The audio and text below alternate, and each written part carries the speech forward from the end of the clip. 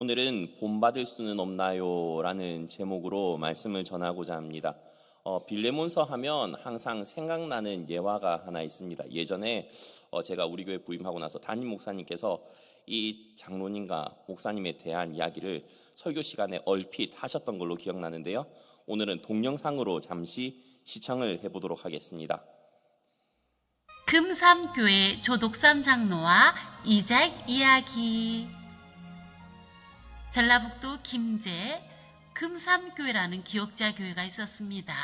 비록 작은 교회였지만 한국교회 역사상 매우 유서가 깊은 교회입니다. 1905년 설립된 이 교회는 조독삼 장로님과 이자익 목사님의 아름다운 이야기가 지금까지도 전해오고 있습니다. 경상남도 남해 이작이라는 가난뱅이가 살고 있었는데요. 그는 너무 가난해서 어디 빌어먹고 살 데가 있나 하고 이리저리 또 따라다니다 당시 부자들이 많이 살고 있다는 정북 김제의 금산리에 들어가게 되었습니다. 그는 마을에서 가장 큰 부잣집을 사람들에게 물어 무조건 찾아가게 됩니다. 그가 간 집은 모슴들에게 쌀밥을 주는 마음씨 좋은 조독산 집이었던 것이죠. 이작은 그곳에서 마부로 일하기 시작합니다. 그러던 중 마을의 선교사 루이스 데이트 선교사를 만나게 되어 복음을 듣게 됩니다. 조독삼도 이자익도 예수님을 믿게 된 것이죠. 집안 식구들과 마을 사람들 몇이 조독삼 집 사랑채에 모여서 가정교회가 시작되죠. 조독삼과 이자익은 함께 세례를 받게 됩니다. 교회는 부흥이 되고요. 장로 한 명을 뽑는 선거를 실시하게 됩니다. 후보는 2명, 조독삼과 이자익이었습니다. 상식적으로 주인이요 교회를 설립한 조독삼이 당선이 되는 것은 당연한 일이었어요. 그런데 투표 결과 주인 되는 조독삼은 떨어지고 머슴인 이자익이 당선되고 말았습니다. 상전에다 15세나 연상인 조독삼은 낙방이 되었으니 큰일이 났죠. 당시 풍습으로는 말이 안 되는 이야기였습니다. 게다가 금삼교회는 목회자가 없어 장로가 목회자를 대신해서 설교를 해야 되는 상황이라 더 큰일이었습니다. 교인들이 계속해서 술렁거리기 시작합니다. 그런 위기 가운데 조독삼이 나서서 자신을 비우고 낮아진 모습을 갖추고 그 문제에 수습을 합니다. 우리 금산교회 성도들이 참으로 훌륭한 일을 해냈습니다. 이자익이 저보다 더 열심입니다. 사랑하는 성도 여러분, 이자익 장로님을 모시고 우리 잘해봅시다. 그 조독삼은 이자익 장로를 평양신학교에 유학을 보내 목사 안수를 받게 하고 담임 목사로 청빙하여 잘 섬겼습니다.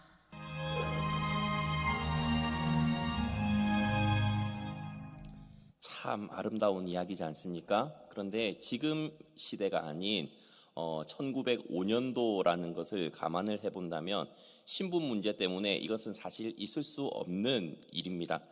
당시 한국교회에서 신분 문제로 서울 승동교회와 같은 경우는 양반들이 북촌 안동교회를 세워 분리해서 나가게 되는 경우도 있었기 때문이죠. 그런데 조독상 장로님, 나중에는 조독상 장로님도 장로님이 되시는데요. 조독상 장로님이 이자익 목사님을 처음 초대 장로를 인정을 하게 되면서 그것에서도 그치지 아니하고 평양신학교로 유학을 보내기까지 하지 않습니까? 그래서 목사님이 되고 나서 다시 본 교회로 청빙을 해서 목사로 장로로 참 아름답게 교회를 세워나가게 되는데요. 이 조덕삼 장로님께서 만약에 내가 집주인인데, 그죠? 요즘에도 조물집 밑에 어느 주가 있다고 하죠? 건물주가 있다고 하지 않습니까? 근데 집주인인 조덕삼 장로님께서 만약에 그런 마음을 품으셨다면 아마 이자익 목사님은 안 계셨을 겁니다. 한국 교회사 가운데 이 이자익 목사님이 얼마나 큰 영향력을 지녔는지 제가 양력을 한번 읊어드리도록 하겠습니다. 1924년 13회 총회장을 하셨습니다.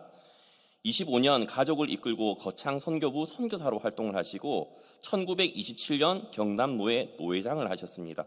그리고 여러 가지 문제도 해결하시고 33회 총회 총회장을 하셨고요. 그리고 미군에 의해 대전에 선교부가 절대적으로 필요하다는 말에 대전으로 이사 가셔가지고 또 그곳에서도 열심히 사역하시고 1948년도에서는 33회 총회장을 한 번 더 하셨습니다. 그리고 1954년도에는 70세가 넘은 나이에 대전신학교를 설립하셨습니다. 참 대단하신 분이죠. 한국 교회의 역사상 3번이나 총회장을 하신 분은 이자익 목사님 뿐입니다. 그만큼 훌륭하신 목사님인데요. 많은 분들이 이런 이야기를 합니다. 만약에 이자익 목사님이 조금만 더 오래 살아 계셨더라면 대한예수교 장로회가 분열되지 않았을지도 모른다라는 말까지도 있다는 것이죠. 그만큼 훌륭한 목사님이 나오게 된 것은 조덕산 장로님이 신분 여하를 막론하고 그것을 품을 수 있었기 때문입니다. 그런데 이 이야기를 보면 바로 우리가 읽은 빌레몬서 내용이 조금 생각이 나지 않습니까? 방금 읽은 빌레몬서는 사도 바울이 감옥에서 골로새 교회의 성도인 빌레몬에게 개인적으로 보낸 편지라는 것을 우리는 알고 있습니다. 그래서 이 빌레몬서도 어떤 서신이죠? 옥중서신 가운데 하나이죠. 그런데 오늘 본문은 바울이 동역자였던 빌레몬에게 옛날 그에게서 도망쳐 나온 그 오네시모의 일로 편지한 내용입니다. 그런데 빌레몬에게 편지를 보내면서 바울은 자기 자신을 소개하면서 뭐라고 소개를 했냐면 예수를 위하여 갇힌 자라고 자기 자신을 빌레몬에게 소개를 했죠. 말 그대로 갇힌 자라는 말은 옥중에 갇혔다는 말입니다. 바울은 3차 전도 여행 가운데 예루살렘에 체포돼 가지고 2년 이상의 호송 기간을 거쳐 로마 감옥에 갇히게 되었죠. 그리고 이 로마 감옥에서 이 편지를 썼다고 하는데 몇 학자들은 당시 로마가 아닌 에베소에 갇혀 있을 수도 있다라고 이야기도 하기도 합니다. 이거 로마에 갇혔냐 아니면 에베소에 갇혔냐 이거 차이는 킬로미터의 차이이기 때문에 지금은 그것을 다루지는 않겠습니다. 그런데 원래 빌레몬 가정의 종이었으나 빌레몬에게 어떤 피해를 입혔는지 성경은 이야기를 하고 있지 않지만 손해를 입히고 도망쳤다가 바울을 만나 회심하고 또 그리스도인이 되고 더 나아가 바울에게 있어서 그는 내 신복이라 심장이라 라는 말까지 들었던 그 충성된 일꾼으로 거듭나서 오네시모를 다시 누구에게 보내는 내용이죠? 빌레몬에게 다시 보내면서 이 사도 바울이 편지를 쓴 내용입니다. 당시 로마 시대 가운데 노예의 비율이 몇 퍼센트 정도 됐을까라 생각을 하십니까? 그렇죠. 네. 20%에서 33% 정도가 노예라고 합니다. 적게 좀 편차가 심하긴 한데 5분의 1에서 3분의 1 정도. 그러면 거의 노예 국가라 해도 무관합니다. 그만큼 노예 인원이 많았기 때문에 이 노예들의 수가 너무나도 많았기 때문에 때로는 폭동을 일으킬 수 있기 때문에 주의도 요하기도 했지만 당시 노예는 다들 알다시피 가축처럼 취급될 뿐만 아니라 함부로 말을 할 수 있는 권리조차도 없었습니다. 심지어 도망간 노예에게는 낙인을 찍거나 목이나 배에 주인 이름을 새긴 철제 사슬로 잠궈놓기도 했다고 하죠. 그런데 이 노예였던 오네시모를 빌레몬에게 보내면서 용서를 구하고 또한 사도 바울이 이야기를 하는 내용인데 사도 바울은 자기 자신이 쓴 편지 가운데 많은 학자들이 이야기하기로 가장 부드러운 어투로 썼다라고 이야기를 하고 있습니다. 왜냐하면 이 편지로 인해서 오네시모의 일이 결정이 되지 않겠습니까? 그렇기 때문에 많은 부드러운 어투로 보냈긴 했지만 그럼에도 불구하고 이 사도 바울은 이 빌레몬이란 사람이 어떤 사람인지 너무나도 잘 알 수 있었기 때문에 또 잘 알고 있었기 때문에 빌레몬에게 이런 이야기를 하면서까지 편지를 내가 빌레몬 너한테 명령적으로 할 수 있지만 그럼에도 불구하고 자의로 해주길 원한다라고까지 이야기를 하면서 편지를 보내지 않습니까? 게다가 빌레몬서에는 나오지 않지만 이 빌레몬에게 오네시모를 보내면서 누구랑 사실 같이 보내게 되냐면 두기고라는 사람을 같이 보내게 됩니다. 그게 성경 어디에 나오냐면 골로새서에 나옵니다. 골로새서 4장 7절, 8절, 9절에 그 이야기가 나오는데요. 시간이 없기 때문에 제가 빨리 읽어드리도록 하겠습니다. 두기고가 내 사정을 다 너희에게 알려주리니 그는 사랑받는 형제요 신실한 일꾼이요 주 안에서 함께 종이 된 자니라. 내가 그를 특별히 너희에게 보내는 것은 너희로 우리 사정을 알게 하고 너희 마음을 위로하게 하려 함이라. 신실하고 사랑을 받는 형제 오네시모를 함께 보내노니 그는 너희에게서 온 사람이라. 그들이 여기 일을 다 너희에게 알려주리라. 자, 골로새 교회에 있던 빌레몬에게 다시 보내면서 오네시모랑 두기고를 보냈단 말인 거죠. 자, 그런데 오늘 본문에서 이 빌레몬서를 같이 편지를 받는 2절에서 아비아는 빌레몬의 아내로 이야기를 하고 있고, 또 아키뽀라고 하는 사람은 빌레몬의 아들로 많은 학자들이 소개를 하고 있습니다. 그리고 이 아키뽀라는 사람은 골로새 교회에 가까운 라오디게아 교회를 섬겼을 것이라고 많은 사람들이 이야기를 하고 있죠. 그리고 사도 바울은 골로새서에서 아키뽀에게 주 안에서 받은 직분을 삼가 이루라라고 말씀을 하고 있을 만큼 이 빌레몬 가정은 부유하기도 했지만 어떤 가정이었는지 알 수 있냐면 참 주님 안에서 신실하게 섬긴 가정, 참 복된 가정, 예를 들자면 아까 예화로 나왔던 조덕상 장로님과 같은 가정이었던 거죠.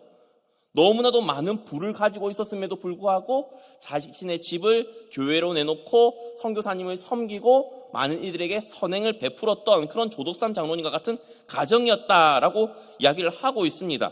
그리고 오늘 본문 2절에서는 내 집에 있는 교회라고 하면서 집이 교회였다는 것을 알 수 있죠? 그런데 자, 빌레몬서 1장 14절에 보면 이 일을 하면서 사도 바울이 뭐라고 이야기를 했냐면 이렇게 말씀을 하고 있습니다. 제가 읽겠습니다. 시작. 다만 내 승낙이 없이는 내가 아무것도 하기를 원하지 아니하노니 이는 너의 선한 일이 억지같이 되지 아니하고 자의로 되게 하려 함이라. 이 말이 무슨 말이냐면 네가 오네시모를 받아줄 걸 줄 때 억지로 하지 않고 본인이 사도이기 때문에 조금 명령, 권위로 할 수 있음에도 불구하고 그렇게 하지 않고 빌레몬 당신이 자의로 그를 형제로 받아들여 달라, 나중에는 그를 한 공동체의 성도로 받아달라라고까지 동력자로 받아달라라고까지 이야기를 하는데 그것이 빌레몬의 성품에 의지하기도 하고 빌레몬이란 사람 자체에 의지하고 있다라는 것을 알 수 있죠. 그런데 이 사도 바울이 이 빌레몬에게 이야기를 하면서 처음에 나중에도 읽어보겠지만 이 빌레몬에게 사랑과 믿음으로 인해서 감사한다고 이야기를 하고 있습니다. 그리고 종이 아닌 성도로서 받아들일 수 있는 그 계기가 빌레몬에게 무엇이 있기 때문이라고 소개를 하냐면 사랑과 믿음이 있기 때문에 권면을 할 수 있는 겁니다. 우리가 생각하기로 나한테 사랑이 없는데 그런 요구를 할 수 있겠습니까? 네. 내가 교만 덩어리인데 겸손하라고 말할 수 있겠습니까? 못하죠. 믿음이 없는데 믿어져라라고 하면 믿어지겠습니까? 절대 되지가 않습니다. 그 말인즉슨 사도 바울이 이 빌레몬에게 충분히 성도로서 받아줄 수 있는, 동력자로서 받아줄 수 있는 사랑도 있었고 주님 안에서 그것을 감당할 수 있는 뭐도 있었다? 믿음도 있었다라고 말씀을 하고 있습니다. 게다가 사도 바울이 이 오네시모를 어떻게 소개를 하고 있냐면 10절에 이렇게 소개를 하고 있죠. 제가 읽겠습니다. 가친 중에서 낳은 아들 오네시모를 위하여 내게 간구하노라. 사도 바울은 다들 알다시피 결혼을 하지 않았습니다. 그래서 많은 지금도 은사 테스트를 할 때 간혹 가다가 독신의 은사에 꼭 끼이는 사람이 사도 바울 아닙니까? 그런데 이 사도 바울이 결혼을 하지는 않았지만 자신의 아들이라고까지 소개를 한 오네시모를 위해서 빌레몬에게 간구합니다. 그리고 나서 이 오네시모가 예수 그리스도의 복음 안에서 얼마만큼 바뀌었는지를 소개를 하는데요. 11절에 그 내용이 나와 있습니다. 이 내용을 한번 다 같이 읽어봤으면 좋겠습니다. 시작. 그가 전에는 내게 무익하였으나 이제는 나와 내게 유익함으로라고 말씀을 하고 있죠. 여기서 참 재미있는 사실이 있습니다. 그게 무엇이냐면 오네시모라는 이름의 뜻이 무엇인지 아십니까? 모르시죠? 네. 오네시모란 이름의 뜻 자체가 원래는 유익한이란 뜻입니다. 그러면 부모님이 이 오네시모의 이름을 지어줬을 때 유익한 사람으로 살기를 간절히 바라는 마음으로 지어줬겠죠. 저희 부모님은 동쪽에서 크게 공을 세우길 바라는 마음으로 제 이름을 김동훈이라고 지어줬는데 동쪽이 어딘지는 모르겠습니다. 공을 못 세웠기 때문에 아직까지. 저는 거제가 동쪽이라고 생각을 합니다.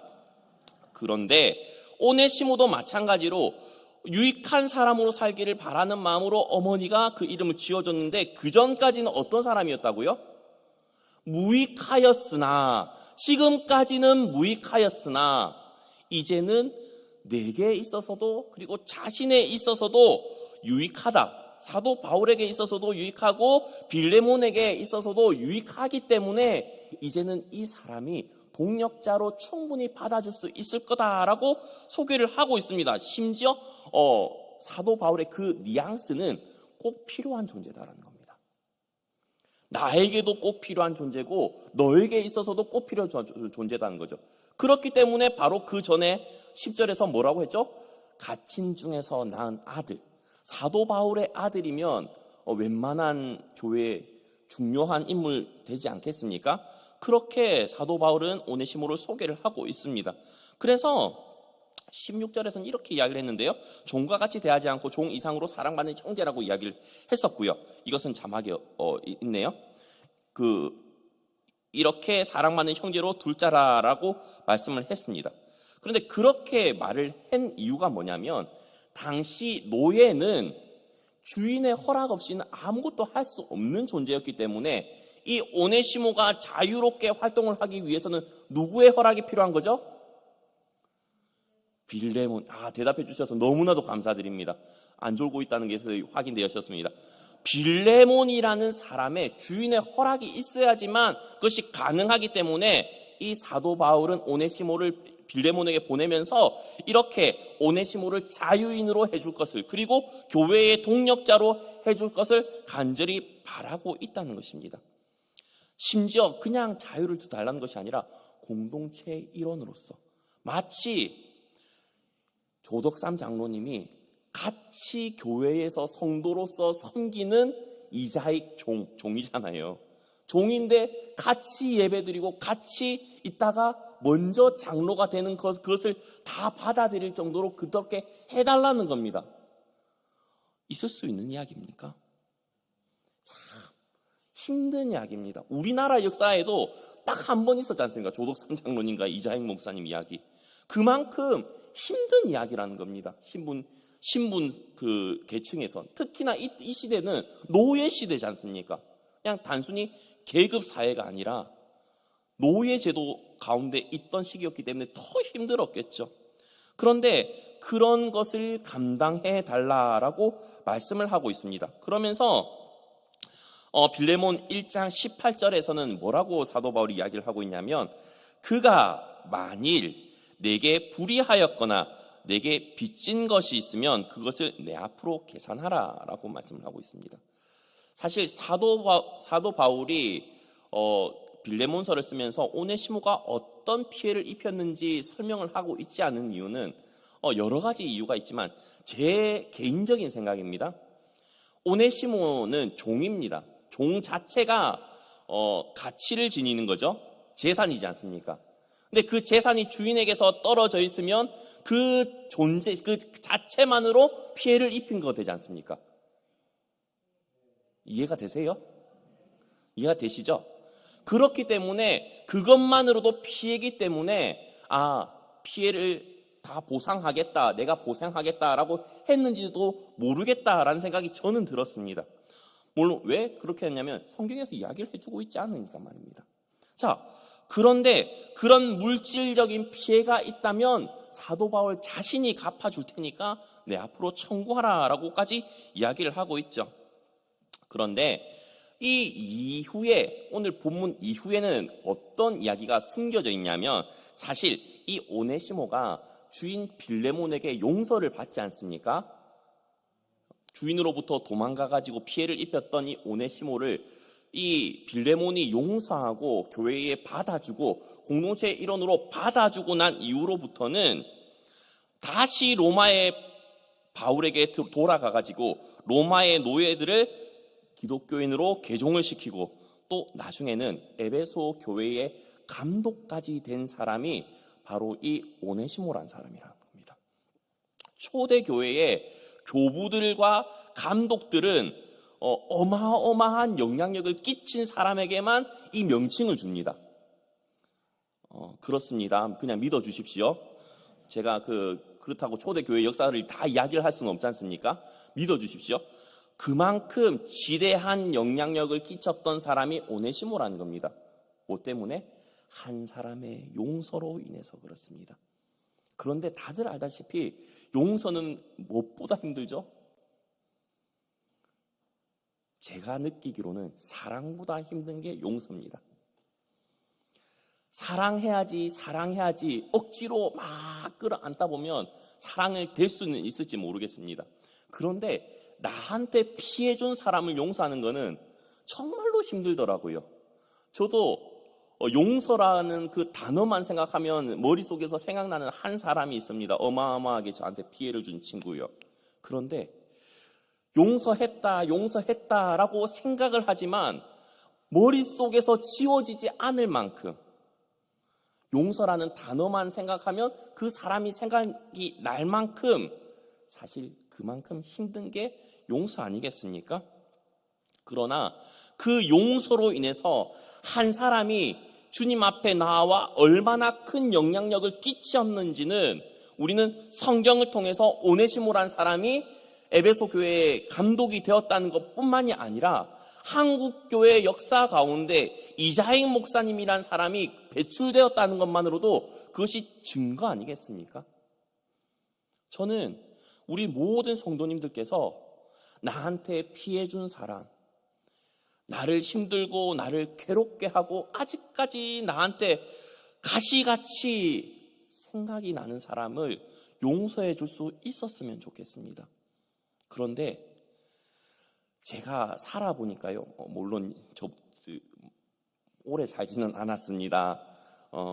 그러나 제 나이까지 살아보니까 용서를 하는 게 제가 사는 길이더라고요. 용서를 하지 못하고 계속 끙끙 앓고 저 사람 미워하고 있으면 내가 죽어가는 길이더라고요. 그렇기 때문에 사도 바울 자신을 위해서도 그리고 빌레몬을 위해서도 그리고 그 교회를 위해서도 용서하라라고 말씀을 하고 있다는 것입니다. 저는 그리고 이 용서라는 내용만 생각하면 생각나는 찬양이 있습니다. 지난번에도 한번 소개시켜 드린 걸로 기억이 나는데요. 어린 아이가 부르는 어린이 찬양 집에 나오는 곡인데요. 그 곡을 준비를 했습니다. 어린 아이의 목소리로 부르는 곡을 한번 들어보셨으면 좋겠습니다.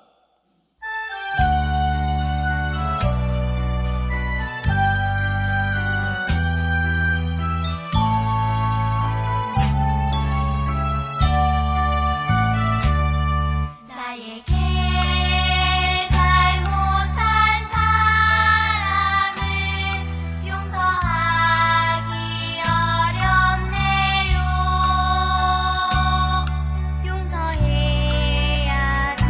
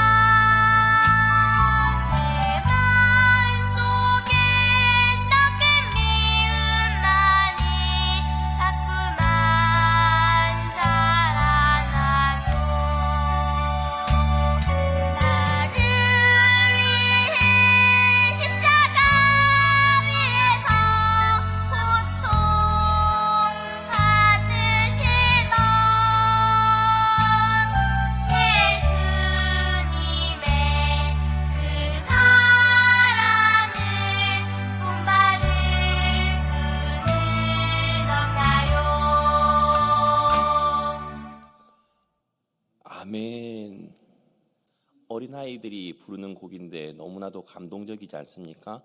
저는 이 곡을 들었을 때 정말 많이 울었던 것 같습니다. 그런데 용서는 세상에서 참 쉽게 일어날 수 없는 일입니다. 그런데 주님 안에서 가능할 줄로 믿습니다. 첫 번째로는 그리스도로부터 은혜와 평강이 있기 때문에 가능한 일입니다. 오늘 본문 3절에서는 이렇게 말씀을 하고 있습니다. 하나님 우리 아버지와 주 예수 그리스도로부터 은혜와 평강이 너희에게 있을지어다. 빌레몬에게 그리고 골로새 교회 교인들에게 성도님들에게 주님의 은혜와 평강이 있으면 마음 가운데 조급함도 없을 것이고 남을 미워하는 마음도 없을 것이고 그리고 여러 가지 안 좋은 감정이 없기 때문에 용서가 가능할 줄 믿습니다. 저는 이렇게 생각을 했으면 좋겠습니다. 우리 모든 성도님들이 내가 누군가를 용서하기 힘들다면 나는 정말로 그리스도 예수의 은혜와 평강이 내 가운데 있는가라는 질문을 던져보셨으면 좋겠습니다. 사도 바울이 요구하는 것이 너무나도 힘든 겁니다. 다들 알다시피.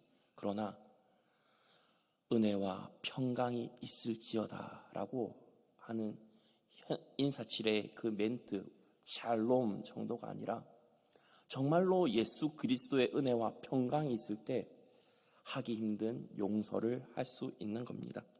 그리고 두 번째로는 주 예수님과 그리고 성도에 대한 사랑과 믿음이 있기 때문에 가능한 일입니다. 5절이죠. 주 예수와 및 모든 성도에 대한 내 사랑과 믿음이 있음을 들음이니, 아까 또 말했다시피 주님을 사랑하는 마음이 있어야 되고요, 성도들을 사랑할 수 있는 마음이 있어야 됩니다. 한 영혼이 천하보다 귀하다고 했는데 그 나한테 상처 준 사람도 예수 그리스도의 형상으로 지음받은 사람이라는 것을 우리는 잊어서는 안 될 것입니다. 만약에 그것이 내 마음 가운데 각인이 된다면 용서하지 못할 사람이 없을 줄 믿습니다. 그런데 그 예수님에 대한 사랑 그리고 성도의 사랑뿐만이 아니라 사도 바울은 빌레몬에게 무엇이 있다고 고백하냐면 믿음이 있다고 고백합니다. 그거는 예수님에 대한 믿음, 그리고 어떤 믿음이 있냐면 공동체에 대한 믿음이 있는 겁니다.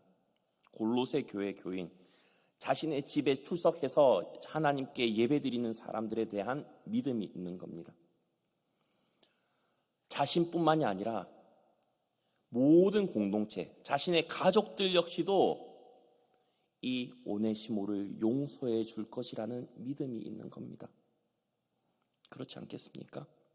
아까 조덕산 목사님과 이자익 목사님, 조덕산 장로님과 이자익 목사님 이야기를 예화를 들까요? 투표를 했었습니다. 누가 더 많이 나왔죠? 이자익 목사님이 많이 나왔죠. 사람들은 당황했을 겁니다. 나만 뽑은 줄 알았는데 다 뽑았네? 그죠? 그런 거지 않습니까? 어떤 마음이죠? 비록 종에 불과할지라도 하나님을 향한 그 열정은 조덕산 장로님보다 우월했기 때문에, 조금 더 나았기 때문에 뽑은 겁니다. 그리고 그 가족들도 오네시모를 보면 예수 그리스도를 향한 그 열정과 그 중심은 어쩌면 주인인 빌레몬보다 나을 수 있다라는 것을 믿어주겠지라는 믿음이 있는 겁니다. 저는 우리 모든 성도님들이 이런 믿음의 눈을 가졌으면 좋겠습니다. 저희 아들, 딸들이 아무것도 모릅니다. 제가 오늘 그 장례식장 갔다 오면서 이런 이야기를 했었는데요. 지난번이 이제 어버이날이었지 않습니까? 하나가, 둘째 딸이 이런 이야기를 하는 겁니다. 그 유치원을 갔다 오고 나서 아빠, 선생님이 아빠를 공격하래. 공격하래요. 공격. 그래서 선생님이 나한테 왜 아빠를 왜 공격하래? 모르겠어요. 아빠를 공격을. 그래서 때릴 거야? 때리진 않고 눈치는 봅니다. 왜 때리래? 이렇게 하니까 아내가 답답하다는 듯이 공경 이러더라고요. 그렇게 철부지입니다. 그런데 저는 어떤 믿음이 있죠? 언젠가는 공경하겠지라는 믿음이 있지 않습니까? 부모님들 다 그런 믿음 없으신가요? 언젠가는 내 아들 효도하겠지, 언젠가는 내 딸 효도하겠지, 그 믿음 갖고 살아가시는 거지 않습니까? 지금 용돈 언제 받아먹겠나 이런 생각이겠지만 마찬가지입니다. 지금 내가 용서하고 있지 못한, 용서해주지 못하는 이 사람이 믿음의 눈을 들면 언젠가는 이 사람이 오네시모와 같은 사람이 되겠지, 언젠가는 이자익 목사님과 같은 사람이 되겠지라는 믿음의 눈으로 바라봐 주셨으면 좋겠습니다. 그리고 세 번째로는 그리스도 안에 있기 때문에 가능한 것입니다. 8절이죠. 이러므로 내가 그리스도 안에서 아주 담대하게 내게 마땅한 일로 명할 수 있으나, 주님 안에서 사도 바울이 이것을 말할 수 있는 관계라고 합니다. 주님 안에서는 당연하게 용서를 할 수 있어야 됩니다. 그것이 주님 안에서라는 관계입니다. 우리가 흔히 이렇게 이야기를 하죠. 사랑합니다라고 하는데 오해하지 않기 위해서 무슨 단어를 앞에 붙이죠? 주님 안에서. 그렇지 않습니까?